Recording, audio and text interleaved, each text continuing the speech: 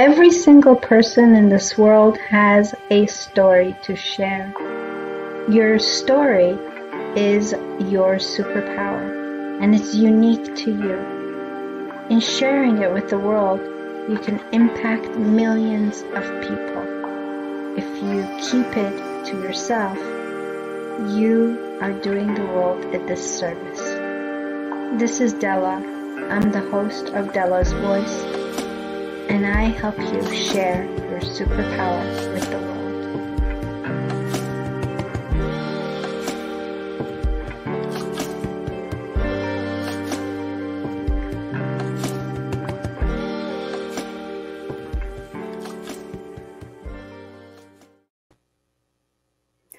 Hello, and welcome to another episode of Dela's Voice Sunday Live Talk Show. Every week, I am in awe of this blessing that is my life, to be able to show up here and bring you these incredible stories of people who have gone through incredible adversities, and they have risen above, and they live to tell the stories and bring hope to the rest of the world. Today, we're talking to another such incredible individual. Loss, grief, we all go through it. We all have our own way of dealing with it. We all have our own coping mechanisms. We all go through it in our own individual way. Some of us get stuck. Some of us live in that victimhood state for a very long time. And some of us come out stronger and more powerful. And it is my belief that all of us are capable of that. My guest today is Deborah Berry. Deborah is a visionary. She's the author of her book, The Key to Life Discovery Process. Deborah is a podcaster of her podcast, Deborah's Aria, The Tale of the Three Towers. And we're going to hear all about that later. Deborah has gone through quite a bit. Her journey is one of, you can call, extreme ups and downs. And Deborah has lived through a parent's worst nightmare, losing a child. And 11 years later, she had an accident on the exact date and time of her son's death. And this accident left Deborah with a brain injury, and it took her years to recover. Deborah has come out of this, and she is propagating the message that there is light at the end of loss, that we can all come out with more power and stronger. Deborah's message is very strong. So please share this with people who you think might benefit from this. And let's give her a big, warm Dela's Voice welcome and hear her story. I have a box of Kleenex because you know me. I hope you do too. Let's bring Deborah on. Hello and welcome. Hello, Dela.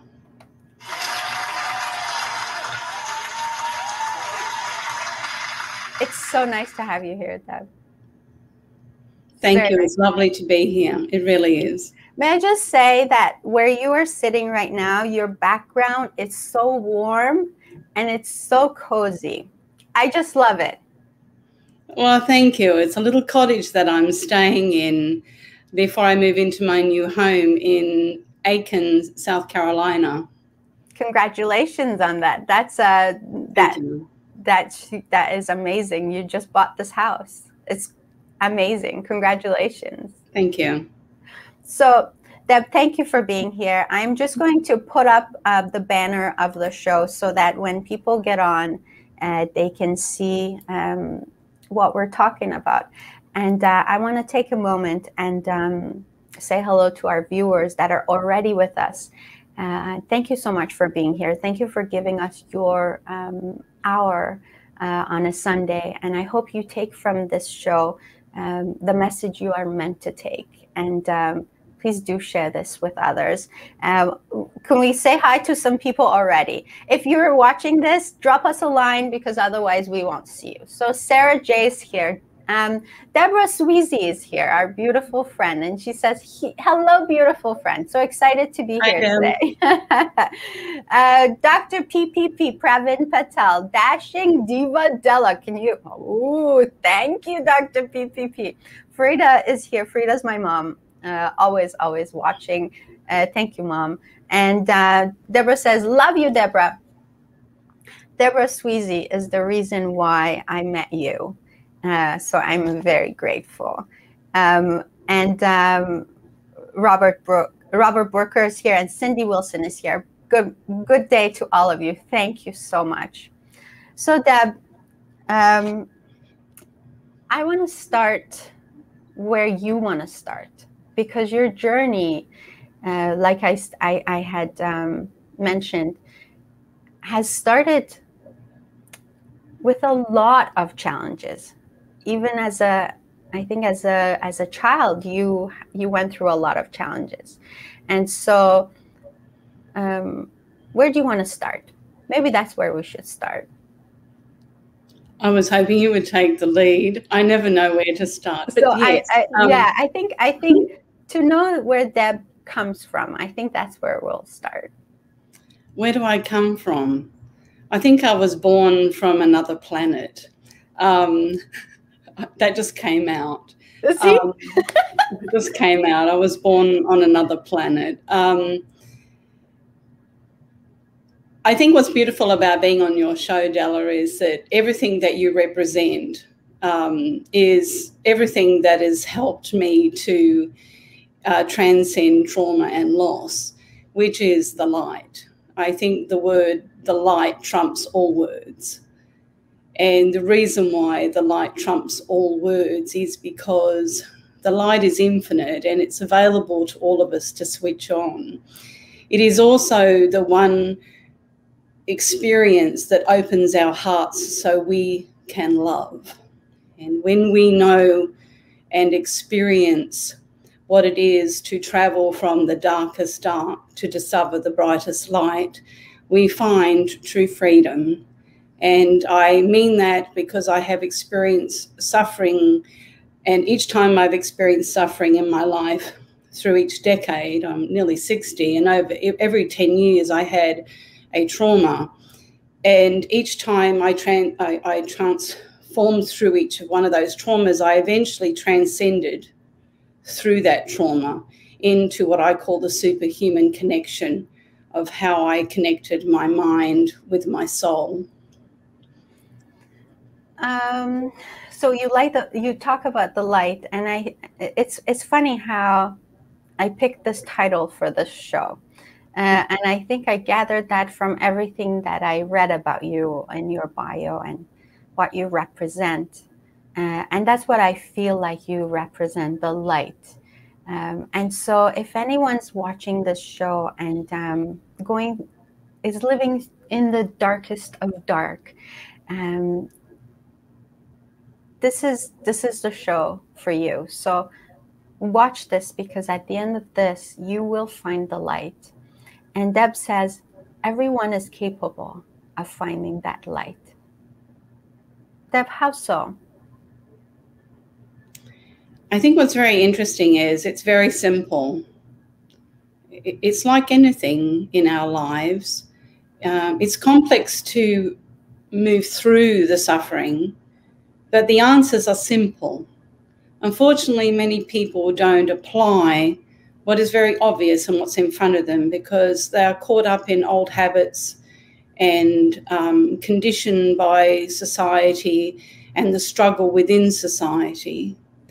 And it's not something that we learn just in one technique. We acquire it through many, many techniques, and we evolve within it, and we advance ourselves through it. And it's beyond anything we know in our mind of what we think, or even what we think we know. It's about everything that we resonate with and we connect with on an energetic level. Deb, you went through something horrific. I mean, a parent's worst nightmare is losing a child. Would you say that was your darkest moments? If I was honest with you, I'd say no. Okay, that's interesting. Tell us more. I know. And that is not to say that it was not extremely painful, and it did not change my whole life. I was 23, and it changed every aspect of who I was, who I thought I was, and what I was about to enter into.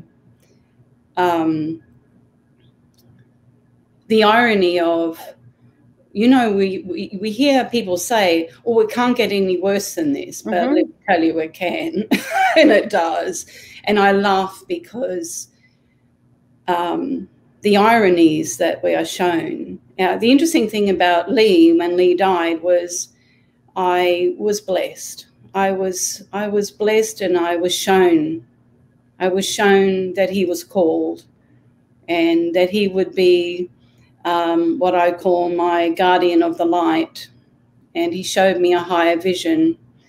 And through that suffering, I came to understand the truth about life and the truth about loss and everything that I thought I knew at the ripe old age of 23.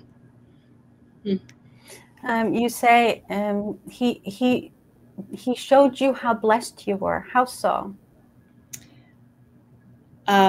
He drowned, but they brought him back to life. And while he was on life support, I did a lot of praying. And I remember looking out at the dark sky, and probably for the first time, I never really felt the Spirit of God. Everything felt dead. And I sought after that and wanted to understand, but I knew he was going to die. And I remember my husband at the time saying to me, if you do not believe that he will live, he will not live. And I said, oh no, but God has already told me that he's going with him. And I had a series of events that happened in real life that were not coincidences. They were very specific. And you know, the almighty spirit, whatever you want to call God, the universe, the all-knowing, the light of everything that we're born from, touched me with an information. And, you know, you hear people say, oh, they heard something. But what was interesting was I remember sitting on the back balcony. I've told this story a few times, but I was sitting on the back balcony and I was praying, and Lee was on life support. And I said to my husband, I wanted some bacon and eggs for breakfast. And let me tell you, when your son's on life support, you don't want to eat anything. But for some reason, I had this incredible urge for breakfast. And I got up to go to the intensive care, this little tiny intensive care with little babies, and Lee, who was 2. And as I'm walking towards intensive care, a nun, because it was a hospital that had, it was a Catholic hospital, and it had chapels in it, and a nun walks out of the elevator, and she's carrying a tray. And she says to me, and she walks towards me to show me the tray, to hand it to me, and as I touch the tray, she says, this is against all policy. We don't share breakfast, but we thought maybe you and your husband would like breakfast. And let me tell you, it's exactly how I like breakfast. Bacon and egg? Bacon and eggs. It had toast with marmalade and a cup of tea. And as I grabbed the tray, I had shivers up my spine, and I went all like tingly, and God said, and Lee is coming with me. And then I knew. But the beauty of that was that I was shown an infinite understanding, and it opened up my heart. I was saved from real deep grief, and I didn't even, this is probably maybe another story, but I didn't realise until only several years ago my dog died what guilt was all about. I never experienced guilt, and I just had a constant communication from then on. I had it before, but never like after Lee had died. I got chills. As you're going through this grieving process, what is your husband's take back then? Do you know what? I can't even remember. The thing is, my family, they blame me for his death behind my back and to my face. How so?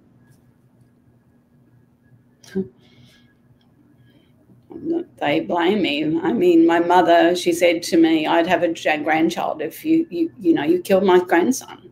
You know, I heard behind, ironically, there were stories that came back to me that you wouldn't expect would come back to you.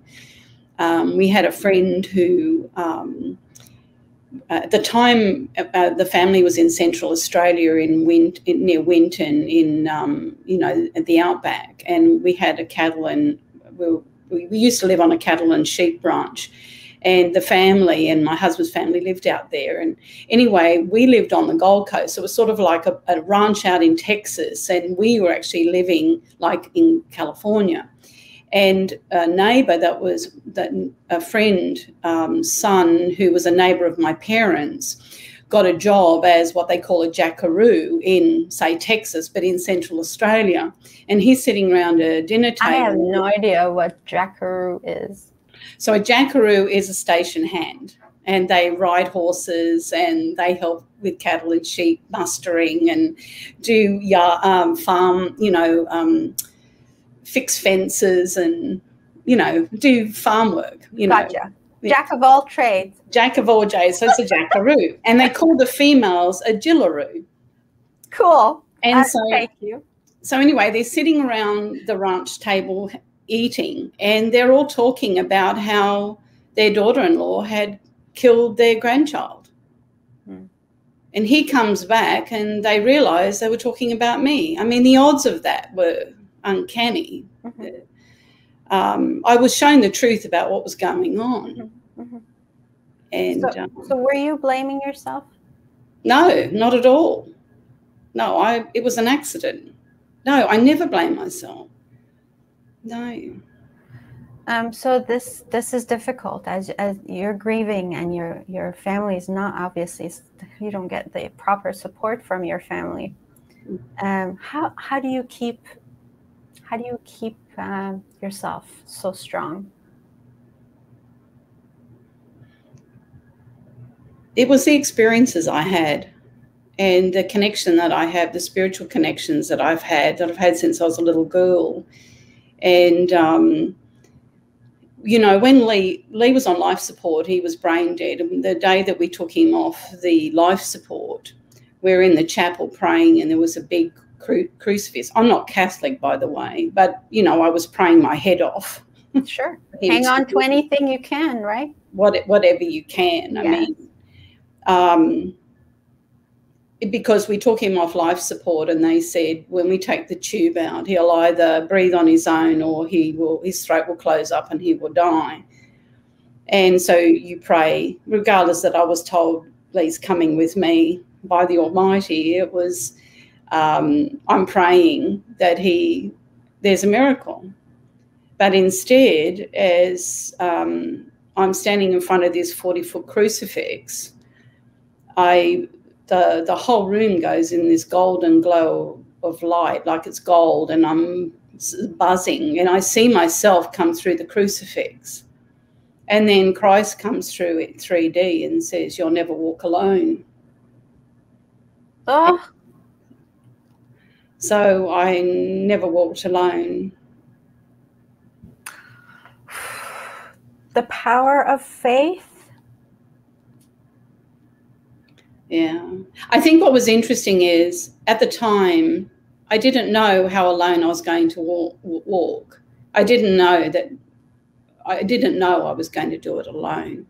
And most everything that I've done, I've had people around at different times. I've had help, I have had support, but I haven't had any significant other that's really stood by me and helped me. I've had to do it myself, which is interesting, because even if you have family, even if you have a great deal of support, it is still only you that can do the work.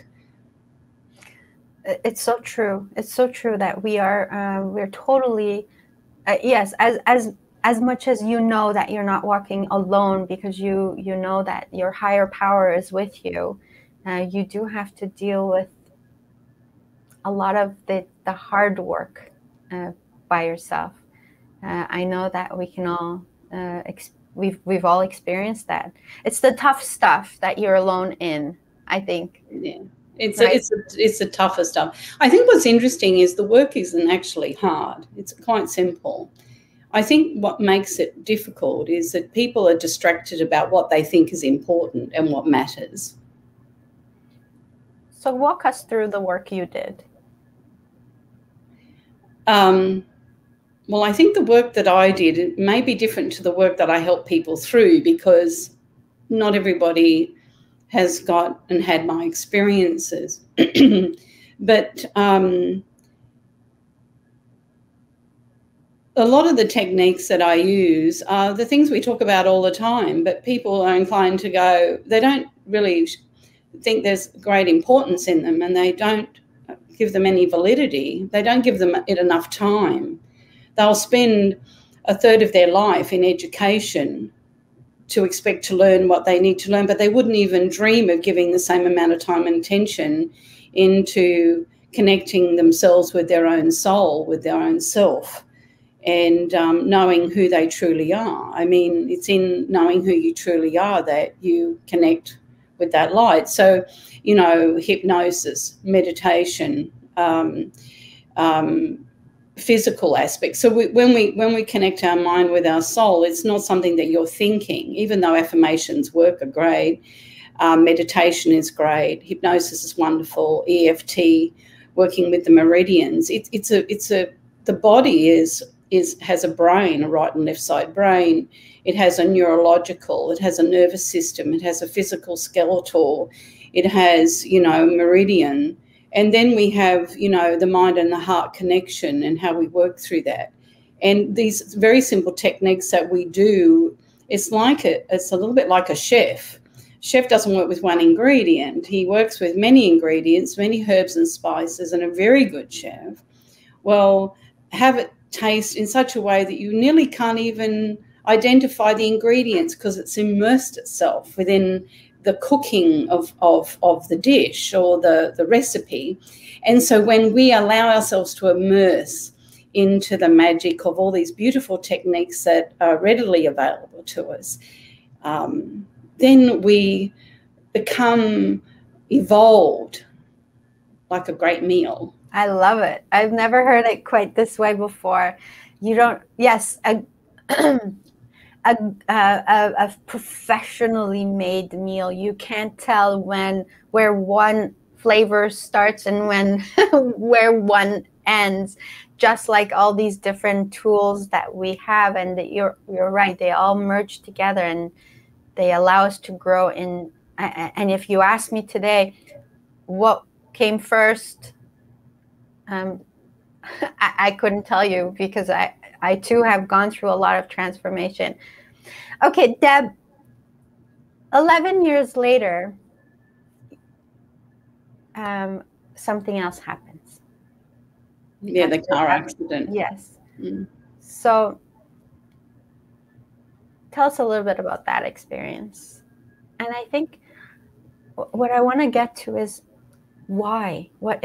And you say there are no coincidences.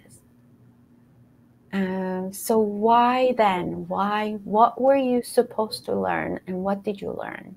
And what happened first?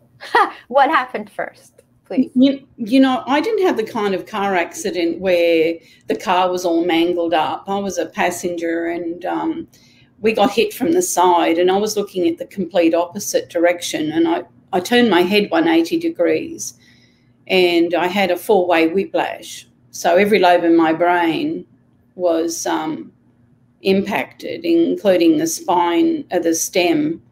And so everything that I was doing at the time I was a personal manager and publicist for a headline entertainer, and my life just came to a sudden halt. And I did not realise it was the anniversary of my son's death.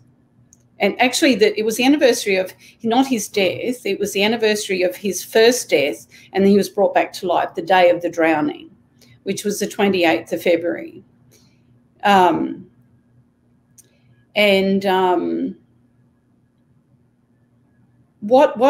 One thing that was very evident to me at the time was, you know, I was very analytical.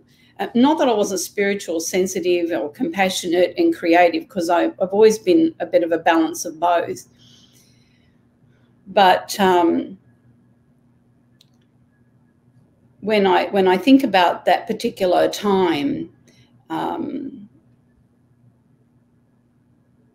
the greatest impact that I had was I lost my memory. I had a lot of other things going on, neurological problems and horrendous pain. But the memory, so everything I thought I knew and discovered and learned about, everything I'd learned and the insights that I learned about Lee through the loss of Lee was gone. And then I realised, because it was about the year before, that I started to not have experiences where every time I'd hear an ambulance, my heart would stop and I would feel sick and relive my son's death. And I'd noticed a year before that accident that I heard an ambulance pass by and I went, oh, I didn't have any triggers. Now, at the time, people didn't talk about PTSD. No one knew of it. But I knew that there was a trigger with the ambulance and the siren, and that was gone.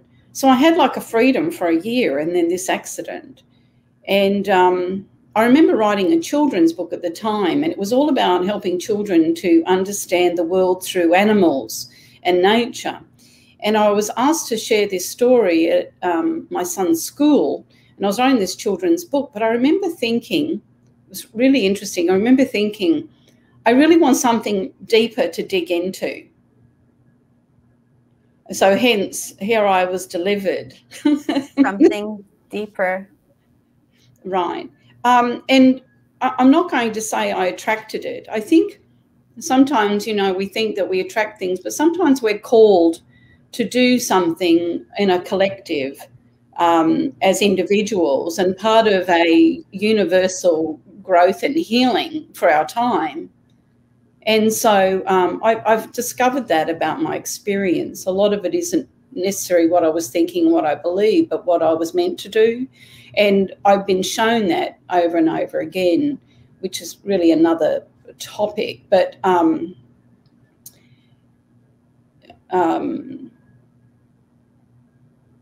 I started to, because my memory was so deeply affected, I really had to learn how to function without using my mind. I really had to start really working with the heart that I was given, in the sense that the way in which I saw the world and felt the world. And then this was starting to be the beginning of me evolving and healing from the loss of Lee, because for a long time I had that experience suppressed because I had to be strong, you know, and survive, because I had a new baby when Lee died. He was only 6 weeks old. And so there was a lot of other things going on, and I had to be strong, and I never really had the opportunity to grieve. And I think this is a really interesting and very important topic. Most people don't understand how to grieve, and it's very difficult to grieve when you've got responsibilities. So people are inclined to suppress their grief and their loss, and they get on with what they think is their life. Mm-hmm. And you really need to dedicate time to retreat, to grieve. And hopefully your family will understand. And if they don't, then it's a matter of helping them to understand this, which is part of our evolution, you know, as a human race, to grow and heal as a human race. you know, what we think is important, making money, going to work, getting our nails and hair done and buying that new car, is really not what life is about. It's a facade, and it's something we all get lost in. We can't we? We're just going to take a quick break, Deb, and we're going to be right back. I want to thank our viewers for keeping the chat box lighting up, and I really appreciate you being here. So we're just going to take a quick break and hear from our sponsor, and we'll be right back.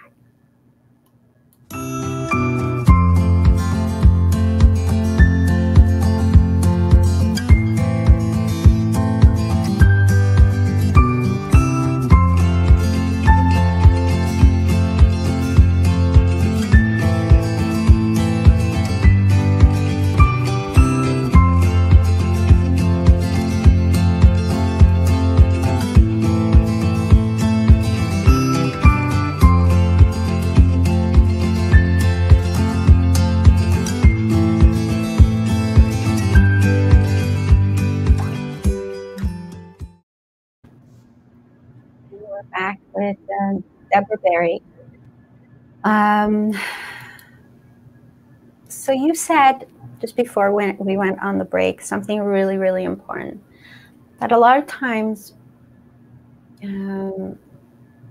based on a situation that we live in, we don't have, it's like we don't have the luxury to grieve properly. And that's what happened to you. You didn't have the luxury to grieve for your Lee, because you had to be the strong mom to another baby, and you had to be the strong wife and daughter and woman.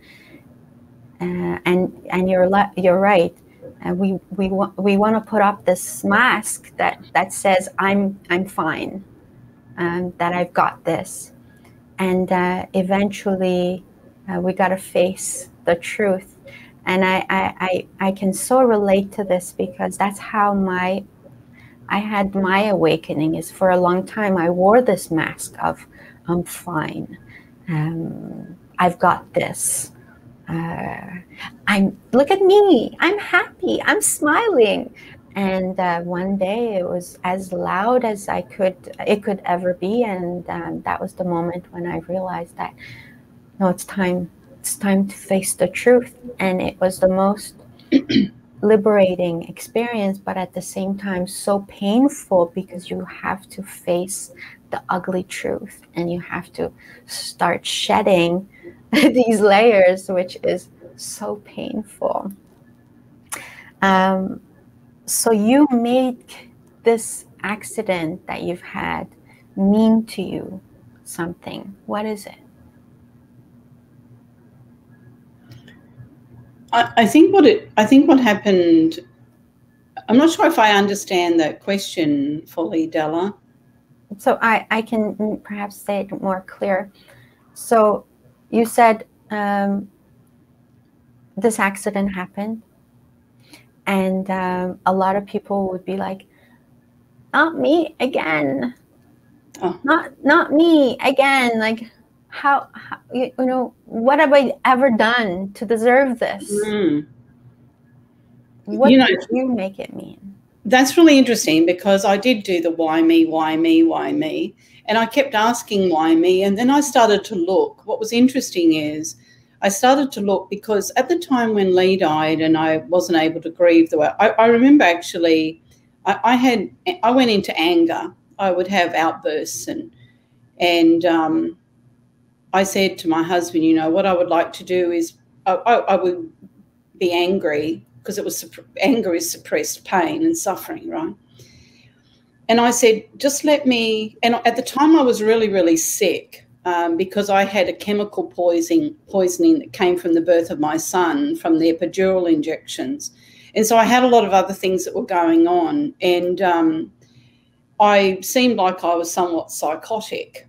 And I said to my husband, I just want to go to a health farm and grieve. I wanted to fall in a heap and just cry myself until I just wanted to cry and cry and cry. And I wanted to just cry and cry and cry. And so cut a long story short, I nearly ended up in a nut house, because this is what happens when you show grief and loss. People look at deep grief as, you know, depression and now a depressive condition, and it's not. And I had to pretend again to get out of the marriage that I was okay, because I didn't want to get locked up and locked away and they throw the key away. And, you know, I was pretty normal, really.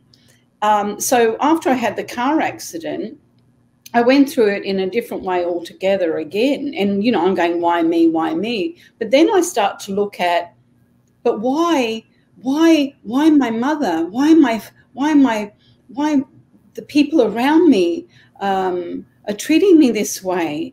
I know me. I know who I am. I know I don't understand that.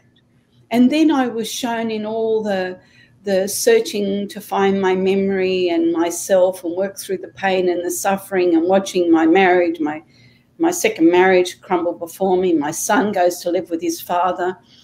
That I'm shown that everybody has suffering. My parents had suffering, and I was shown their story.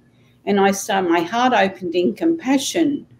I started to see their suffering and recognize why they did what they did. They know not what they do in their own suffering, in their own pain.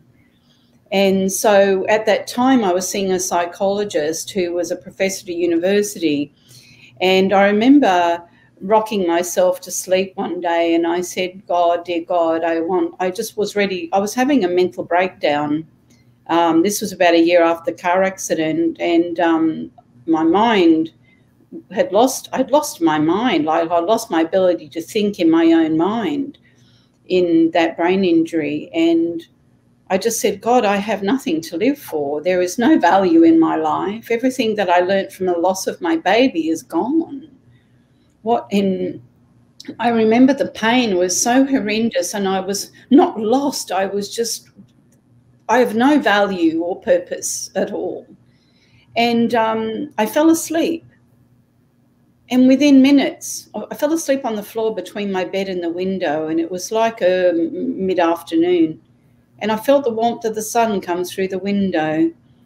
And God said, write a book. And I said, write a book? How am I going to write a book? I can't even remember how to spell my name. Are you serious? I mean, I literally said it like that. But all of the misery that I was feeling was gone. It vanished. I mean, it literally vanished, gone. So anyway, 2 weeks later, I went to my psychologist and we were talking, and he said, would you write a book with me? Just like that? Yeah. You didn't say anything? No. You didn't say, I'm thinking of writing a book? Nothing. He said, would you write a book with me?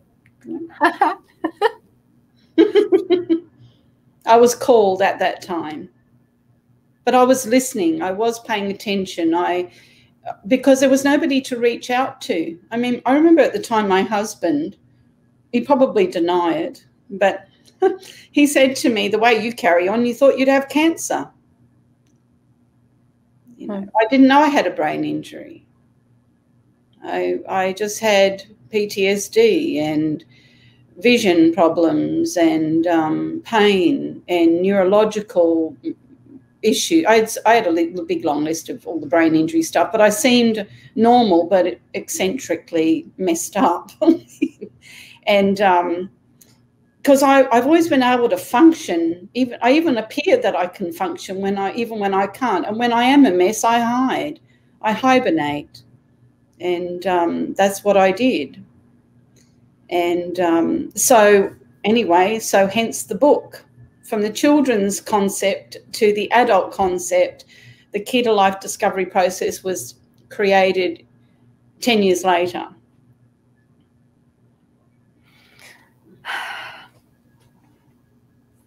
Would you say you found your purpose? Look, you know, it just found me. It just laid the path. My life laid out the path for what I was called to do and why I was put on this earth. It is what I do 24/7. And losing Lee just was the first step in preparing you and everything you went through and your accident, these were all steps in getting you prepared. Exactly. And I think what's really interesting too is, you know, there were things that I'd forgotten because I had traumas as a child that were pretty horrendous in themselves. And I have had a series of dreams my whole life that come true. And that's what the Aria is about. It's my spiritual journey done in a narrative, sharing my spiritual adventures and dreams and out-of-body experiences. And then the documentary I'm doing, Brave to the Core, is the practical journeys of other people's stories, how they evolved through their trauma and suffering, and through being creative and through using the arts, you know, anything from art and music to help heal their lives. And so I have all these projects that I've been in between my survival in the last 5 years. I've been preparing all of that for now. I just want to mention that I got a sneak peek at Deb's awesome podcast, Deborah's Aria, and it was beautiful. It was very it's very attractive. It's very engaging, and you're just so you're so easy to listen to, and really well made. So congratulations on that, and I know you're going to help so many people through that. How do you help people today through what you do? Like, give me a process. Like, who would benefit from reaching out to you? The Key to Life discovery process is actually the process, not actually the book. So my first book that I did was The Key to Life, and Empower Your Life Secrets from a Life Coach. And then I've been working on the second edition, which is called Ridiculously Resilient, 12 Keys to Overcome Any Challenge, Trauma or Loss. And so in the meantime, because in 2015, I had a surgery which went terribly wrong. I've been still on the treadmill of evolving in not just writing a book from the past, but actually doing a second edition through the actual process of working through deeper aspects of the traumas and the loss of Lee. So answering your question, it might seem very complicated, but I've done it deliberately. I have a book, so you have a process to work through a book. I have a podcast, and the podcast is like a story and narrative that you listen to, like it's a little bit like movie therapy, right? And then I have a program called the Visual Vortex, which is like visual meditation, and it's part of the journey to help open you up to the light. And so what I'm doing is bringing all that together. And at the moment, you can go to deborahberry.tv, and I have a couple of programs on there at the moment. They're free when you sign up. And they're going to evolve into individual online classes. And so I'm working on that. It's quite a process because I do tackle everything from all directions. And when I say everything, they say in marketing you can't be all things, but it's all collective, understanding that we get lost in loss and understanding the different losses of getting lost in loss. But I don't sit there and tell you what to do, what to think, how you should change your thinking. I help you through self-investigation to look at yourself and through your own questioning, your own challenges in your own questioning. So it's nearly fine-tuned to your personal journey. And the intention was that I'm not your teacher. I'm not telling you what to do. I'm guiding you through your own inner journey from the dark into the light. You're merely showing us the different flavors and the spices, and showing us how to put them all together. And I share my stories and my poetry to inspire that this is how I did it. But you will find your journey. You will find your way. Like you say, and we all know we all have an individual story and they all interconnect in some way, and we meet the right people at the right time. Sometimes we meet the people that we think are the wrong people at the wrong time.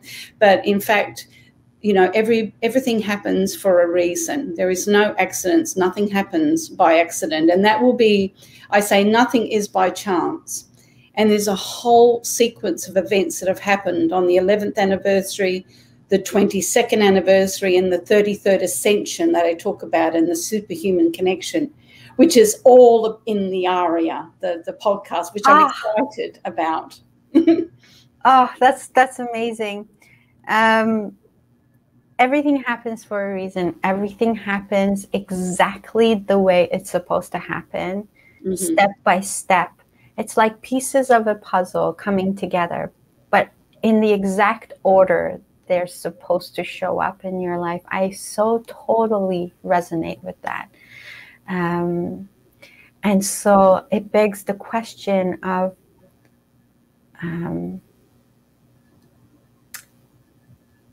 then do I blame this person for doing this and this person for saying this and this accident to happen here and this illness to happen here? Then really there's no blaming anyone or anything. And it takes a lot to embrace every single thing that happens to us. But it's so hard when you're in that moment and it happens to you. It's easy to talk about it and say, just embrace it. Are you kidding? How do I embrace cancer? How do I embrace loss of a child? How do I embrace a devastating whatever? I mean, there's so many. How do we do that? You know what's really interesting? We think about the word embrace. Now, that word means to hold, like to hold to me. Because when you're suffering, when you're hurting, you know, even a baby that's crying, you want to be embraced, right? But when you're really suffering and when you're really ugly in your suffering, and when people are frightened of that suffering, no one wants to embrace you. So who embraces you? You learn to embrace yourself. And how do we do that? Look, I've suffered not that long ago after a surgery, and we go through this battle in ourselves because we resist it, and the more you resist it, the more it gets a hold of you. So it's like letting go and learning how to let go. And it's not just learning how to say it in your mind, but to teach your body how to let go. You can teach your body and your brain to do many things, but you need to spend the time to do it. And ironically, it's when our suffering, when everything is taken from us and that's all you've got to focus on, that you actually do the work. Now, initially you may not because you're caught in that suffering. But, you know, it's what you do when you wake up in the morning or before you go to sleep at night. And if I see anything that is dark, you know, I don't close my eyes anymore. I don't need to, but you close your eyes and you focus on the light, and you focus on the light. And before you know it, the light will seek you. And that energy and that light energy that seeks you is what turns on the power within you. And then it becomes nearly addictive. And it is really simple, but it's like, how do you, and people are frightened to look at the dark. They're frightened to look at their pain and suffering because they don't know how to get out of it. And that's what I really feel I've been called to do, is I help people to find their way through that dark. Because I've done it not once, I've done it many times. Many times. When you say that a lot of people are afraid to look in the dark, I know that sometimes, you know, what's happened to us in the past, our traumas are so devastating to us, and they bring back a lot of those the sadness and the pain and the suffering that we just, like, sometimes our mind goes there, and then we feel that pain again because we relive through that experience, and then we just want to like wipe it away, and we just want to sweep it to the side, under the rug. Okay, no, I don't want to go there. I don't want to go there. I don't want to feel that anymore. And so is there a way that can be healed by doing that over and over again? It's back to the analogy of the recipe and the cooking. It's not one thing. I didn't do anything by one thing.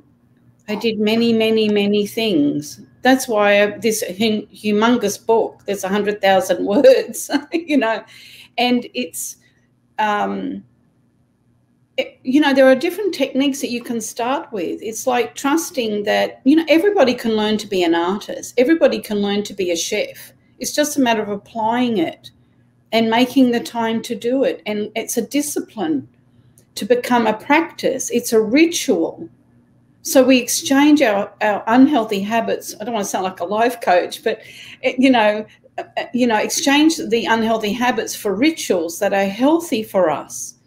And it's changing our belief system about what we think works and what doesn't.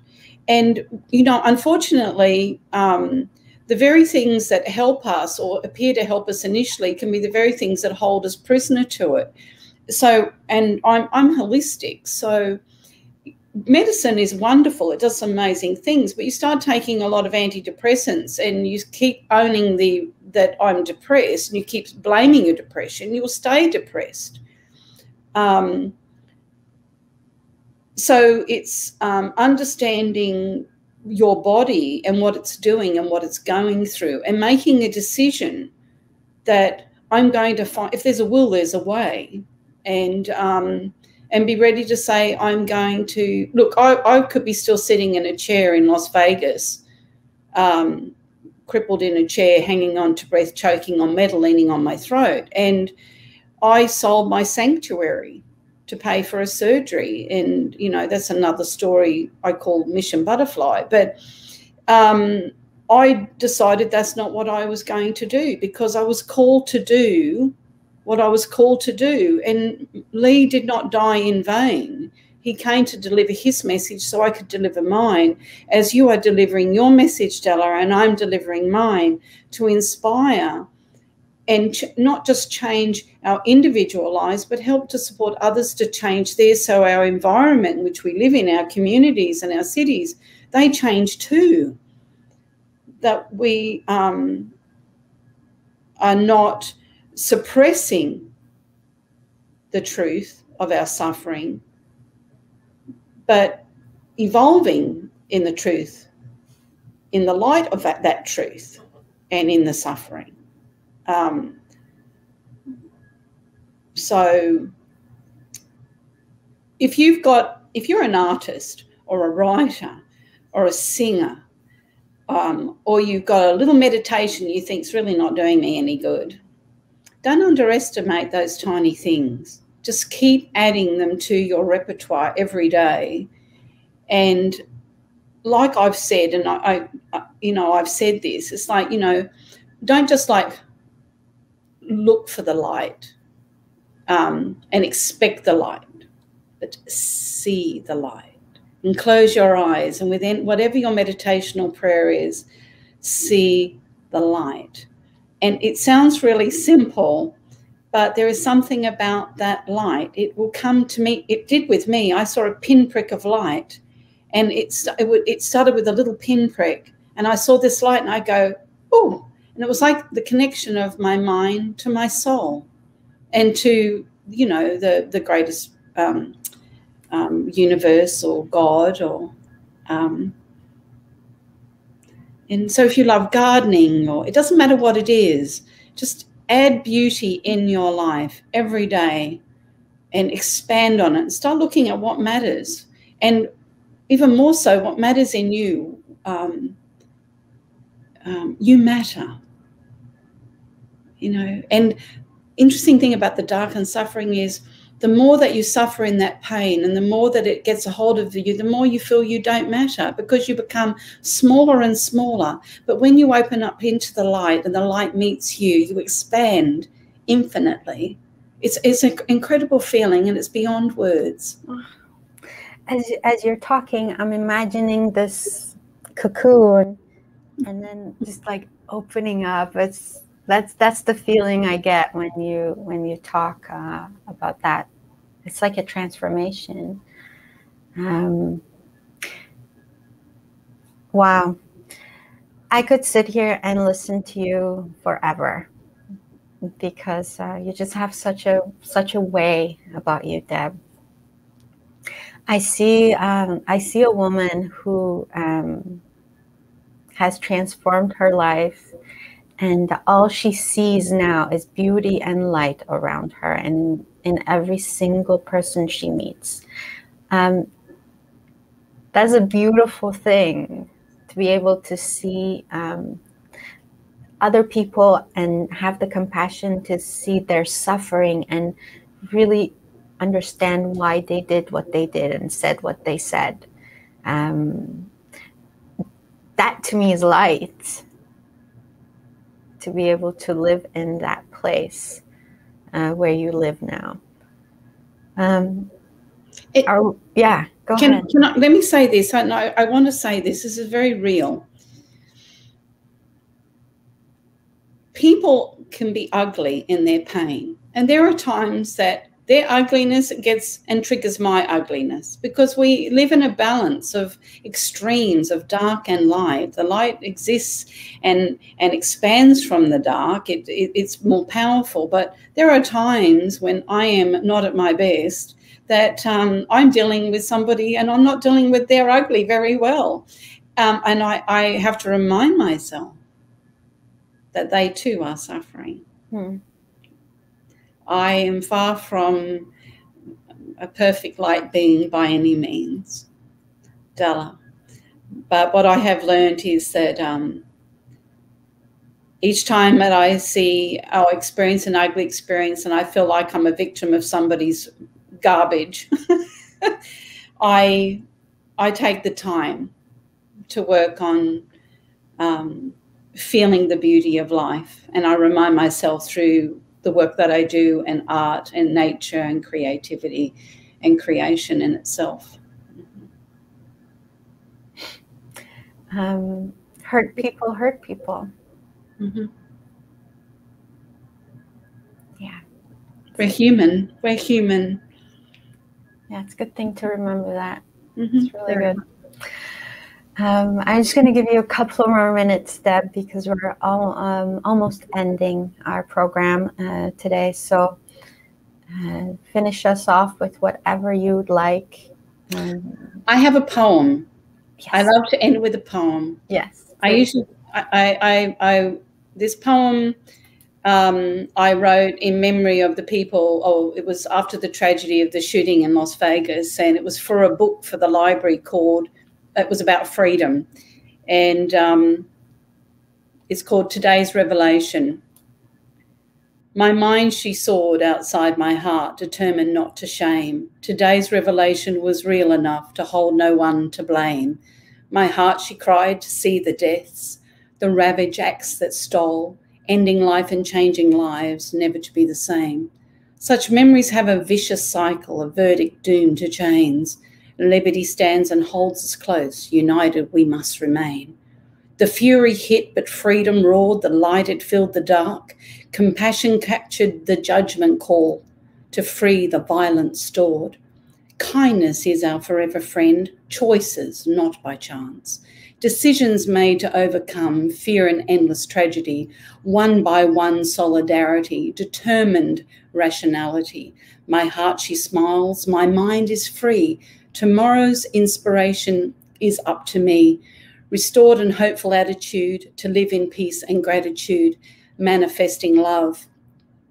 In our modern world, seeking happiness, conflicts and tragedy test our ability to maintain a balance, equality between right and wrong, being victimized and the ultimate experience of freedom, Each of us has an internal barometer uniquely designed as a quest for investigation. No matter what challenges or misfortunes cross your path, an opportunity is presented to seek out today's revelation through reflection, accountability, and self-kindness. Self-kindness leads to gratitude, the appreciation of one's goodness, which will touch those you come in contact with. So if you feel there is little you can do to help change the world, think again. For every little ounce of goodness being gestured, the freedom to love is manifesting.